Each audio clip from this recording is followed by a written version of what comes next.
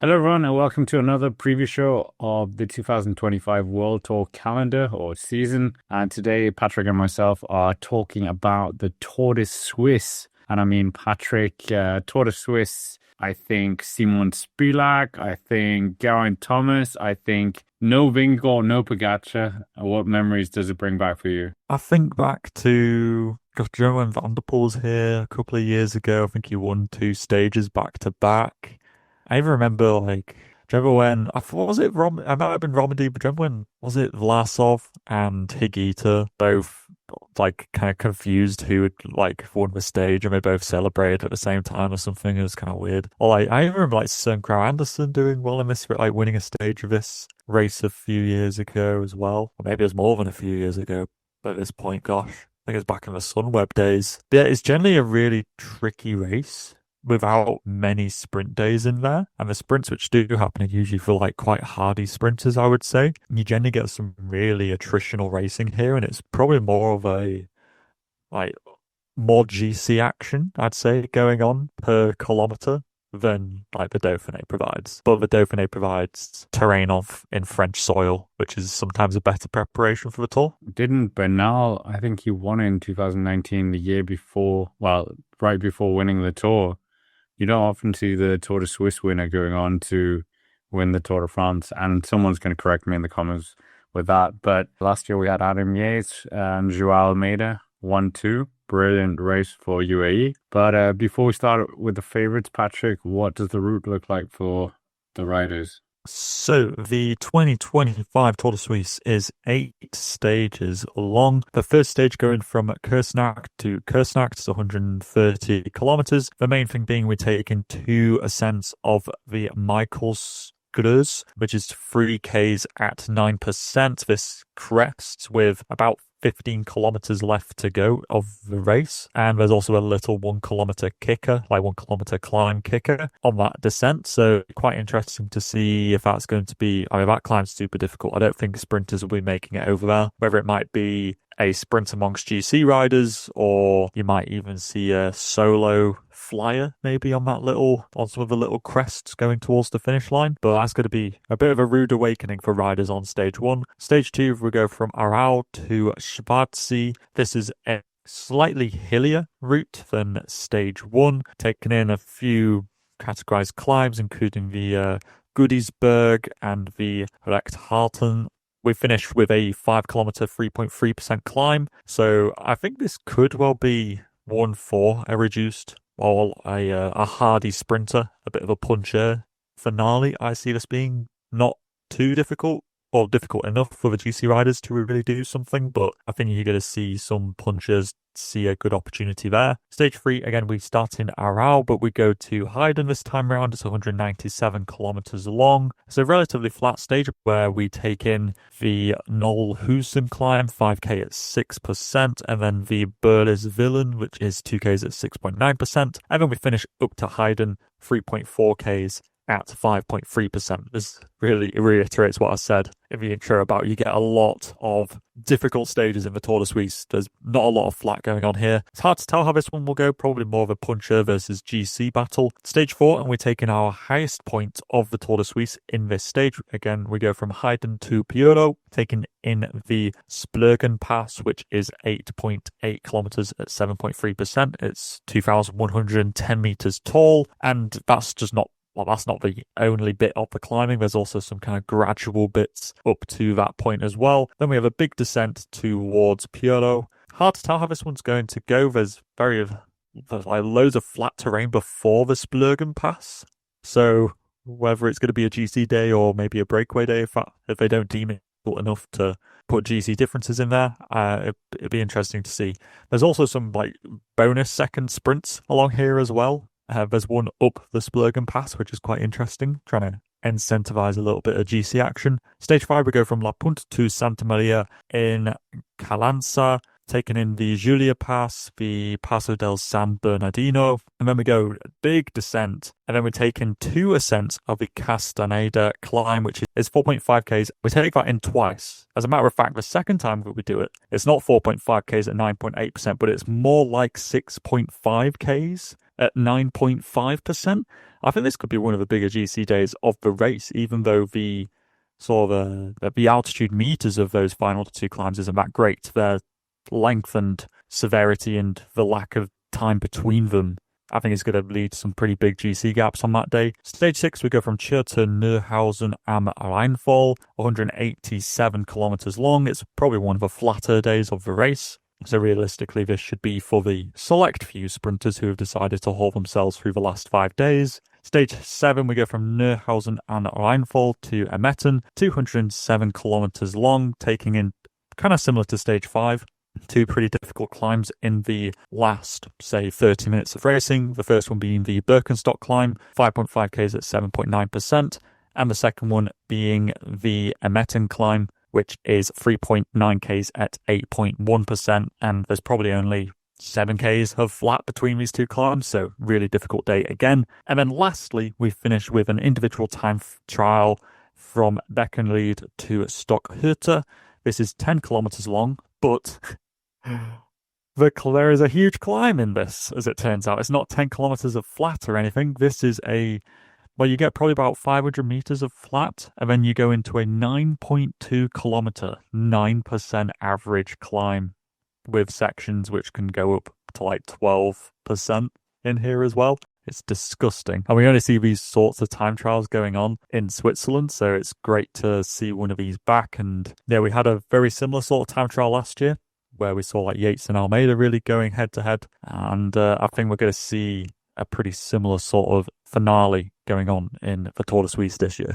I mean, we might as well start there. A UAE Team Emirates XRG, Joao Almeida, second last year, 2 stage wins. And looks like he's going to be heading up the team. Obviously, Adam Yates going to the Giro this year. They're both going to be at the Tour. And what do you think of Joao Almeida's chances there? Been very good this year, I have to say. Winning Tour de Romandie, winning the Tour of the Basque Country as well. So World Tour races-wise, okay, he's not quite 100% because he was 6th in Paris-Nice. But what do you think of his chances and who's on the UAE team as well? I think Almeida is one of the favourites for this race for sure. Like you said, winning Romandie and Basque Country is no mean feat. I think Almeida's really taken a step up this year. Okay, yes, 6th place at Paris-Nice, 2nd place at Volta Algarve, 2nd place at Volta Comunitat Valenciana. This is a guy who's been incredibly consistent this year, and given the climbs, they're so Almeida-esque, aren't they? They're that perfect Almeida sort of gradient that he loves, which is like a 7 to 9%, because it's really where he can start churning out that in the saddle power.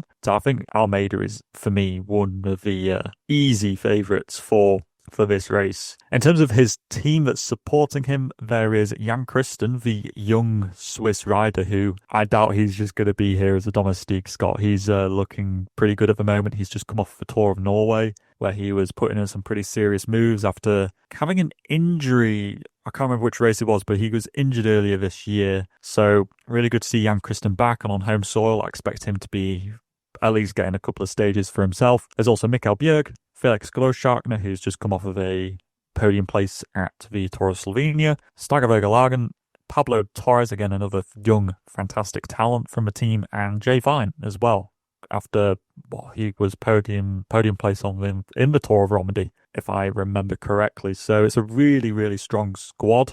And yeah, it wouldn't surprise me actually to see more than one UAE Team Emirates jersey inside the top 10. Oh, only top 10? I think you were going to say on the podium, like last year. Joao Almeida is kind of in this weird role. Last year, up there in the Tour in the top 5. Yeah, like you said, he's the favorite for this, but is he a dark horse for the Tour de France? If anything happens to Tadej Pogačar, is he plan B? I would say so, yes. I mean, this isn't a Tour de France preview. Oh, sorry.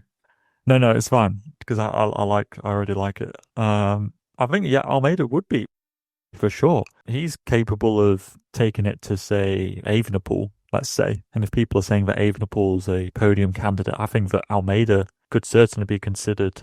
Well, like you said, he was top 5 last year. If I was in support of Pogačar and nobody was really looking at Almeida that much, I think, with Almeida coming in, having such a good year, I think he's definitely somebody to look out for in the Tour.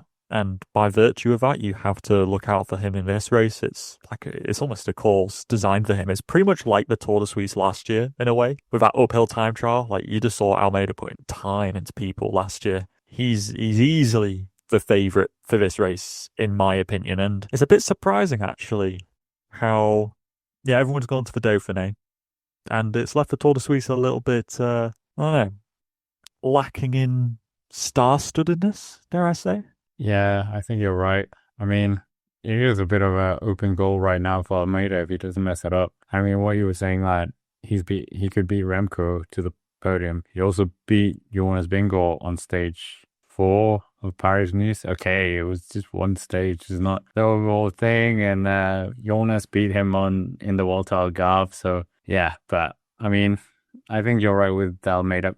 We might as well move on because I think we've covered all bases for Almeida. UAE, strongest team, strongest rider, potentially, if everything goes their way. He's on form, as we said, and the Tour de Romandie, Tour de Suisse double, I can't think of anyone who's done that, but it's probably Spilak. Yeah. Yeah, it probably Geraint? would have been Spilak somewhere.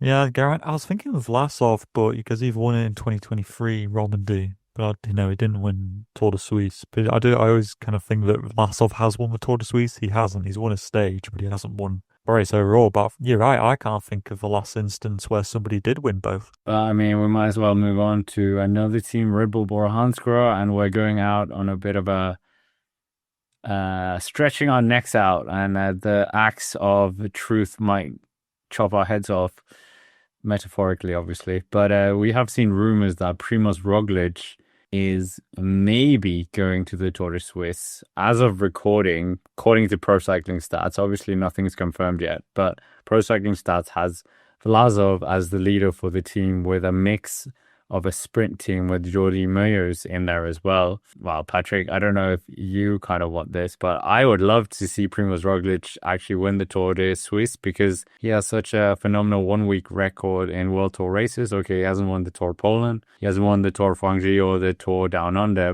but he hasn't won this race either, and this seems like a race that he definitely could win.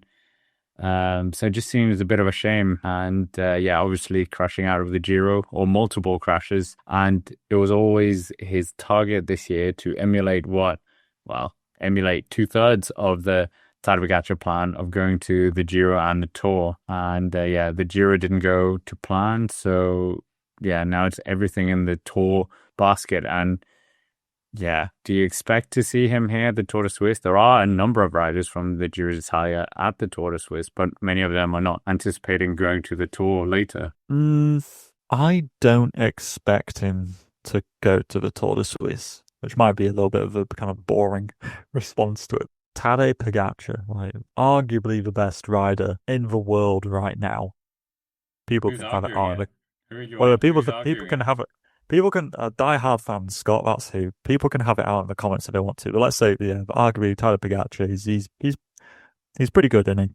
The point being, he didn't do any races between the Giro and the Tour de France last year. And that's Pogačar. Okay, I know Roglic didn't complete the whole of the Giro, but he completed the majority of it. I don't see how or why Roglic would add in the extra fatigue of the Tour de Suisse.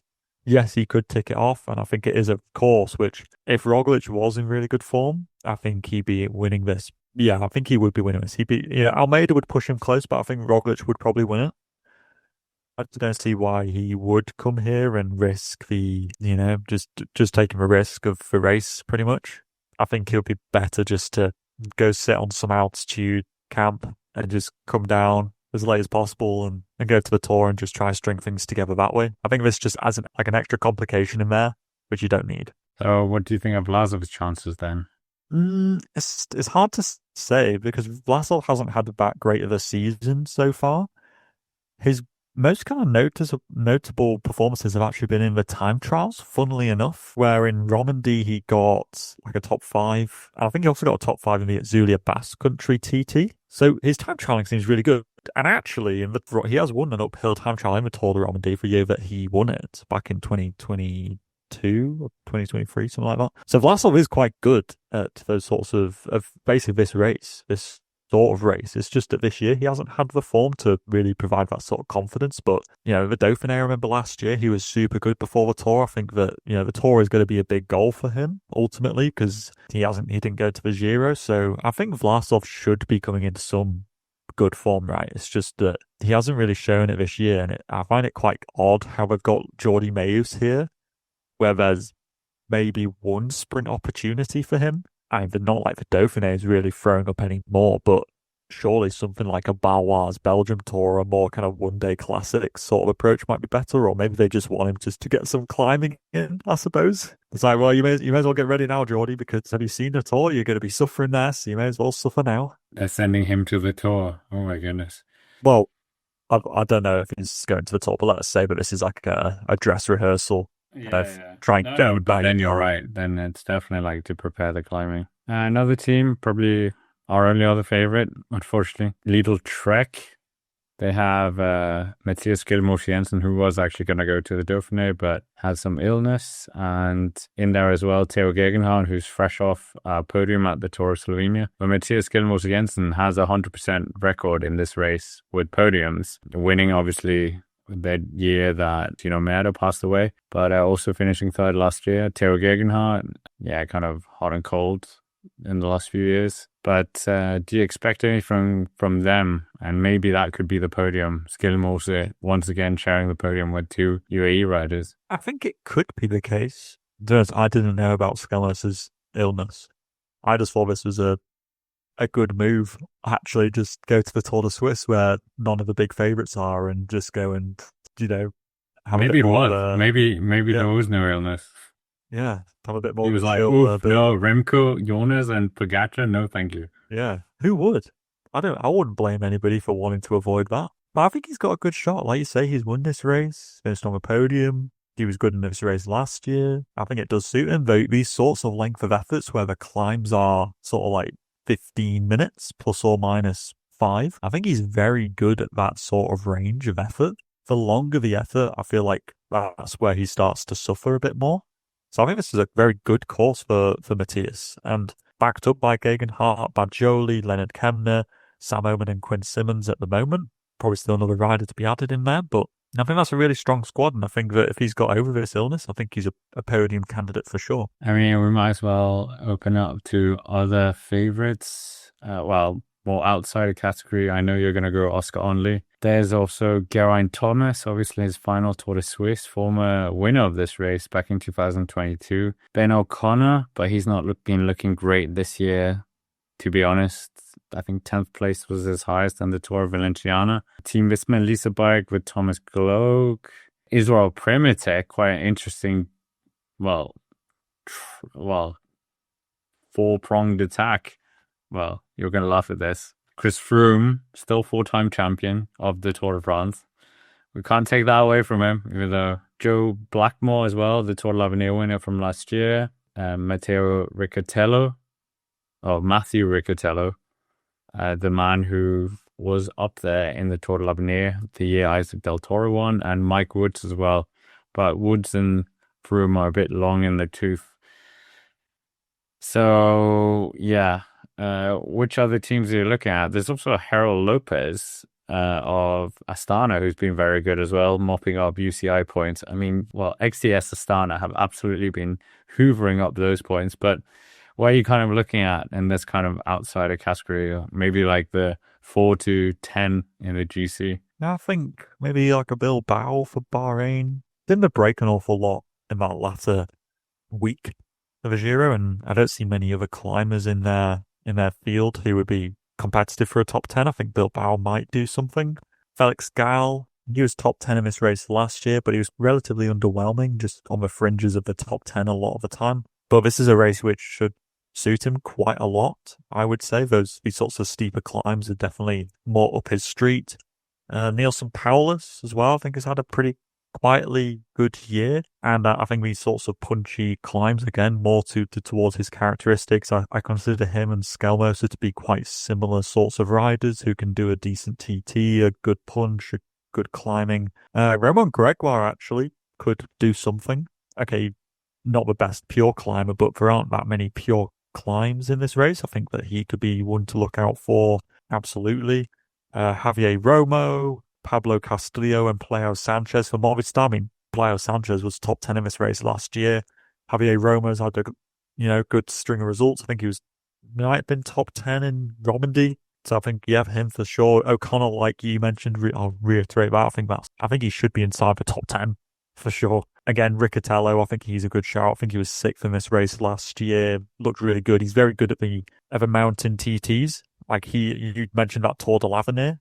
That had an uphill time trial in there, like a mountain time trial, and he beat Pellizzari and Del Toro by like over 30 seconds on that TT. So he's very good at those. And yeah, I don't know.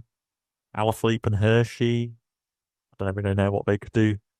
And Junior Lecerf as well, that dual header for Soudal Quickstep, with the need to support Evenepoel, do what they can do. There's also Van Zevenot, so it's the full Belgian climbers who aren't Evenepoel kind of party, basically. That's who's been sent here. But I think that's about it, Scott, to be honest with you. Hopefully there will be a bit of excitement in the lower ranks as well, but the win, it does look like it might be heading to UAE or Lidl-Trek. But anyways, we might as well come to our favorite part of the show, predictions. And what do you think the 2025 Tour de Suisse podium is going to look like? Well, after my Leapovitz pick seems to be kind of going up in stock price at the Dauphiné, I'm kind of tempted to go a little bit, a little bit left field again and give it another go. Yeah, I will. Okay. Well, I'll say in third place will be... Actually, no. Yeah, in third place will be Skelmers Jensen. In second place will be Riccatello. And Almeida will win. Riccatello? Yeah. Oh, wow. Okay. Wow. I don't know where that sort of confidence has come from. I think I just remembered how good he was last year. And I was like, actually, he was quite strong. And, there's a lot of steep climbs in there. He's a light guy, Physics, guys. When it gets to like 9%, lighter people do better. It's just the way it works. We've never had Riccatello in a podium, but he is fairly young as well. But here we go. I'm not even sure we've had American before. Maybe the Pyrenees with Matteo Jorgensen. Yeah. Okay. I'm going to say... I was thinking about Geraint Thomas for a second. Ben O'Connor, I really wanted to see him get on the podium just because it would be good for Jaco Alula and his confidence before the Tour. Yeah, okay. Ben O'Connor third place because he's been third place in the Dauphiné so many times. Twice. And second place, I'll say Joao Almeida. And in first place, Matthias Skelmose Jensen. And he wins another one. Who saw that coming? Yeah, not me. I definitely didn't think that before we started recording this. I was like, Scott's going to say Matthias Skelmose Jensen's going to win, isn't he? I was like, I know it. Almeida's going to finish fourth or something. Oh, no. But in terms of bonus round, let's say, where will Mark Hirschi finish in GC? Oh, my word. Mark Hirschi. I don't think he really... That's the good part. Oh, God, I don't think it's going to be particularly high up. I'm going to say 46th. Oh, I was going to say, I was literally going to say like 43rd. But I'll go a little bit different. 70th. So he's obviously not pushing too hard in this. Might go away with the stage, who knows? Yeah, it's like you. But anyways, with that, that's basically it for our Tour de Suisse preview show. Make sure to hit the like button, subscribe to the channel if you haven't already. Check out the podcast as well, available on Spotify. Comment down below what you thought of all our, comments and predictions. And check out Patrick's own channel as well, Outdo's Cycling. And of course, we are also, when the stage is a bit more interesting, doing the recaps of the Dauphiné. So check that out as well here on the channel. But for now, that's basically it for us. Thank you very much for watching, and we will see you next time.